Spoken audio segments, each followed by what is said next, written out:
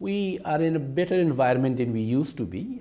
We had, as you probably know, only a couple of weeks ago, a high-ranking military delegation visiting Islamabad.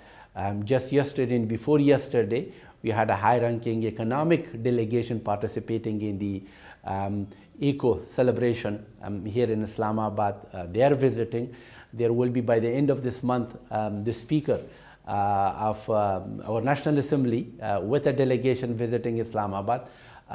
So there are a lot of meetings scheduled, and those are all indicative of a different and more positive environment that now exists between the two countries. We have received the document. We welcome it. It's a good initiative. We are working on the document to improve and include our points of view.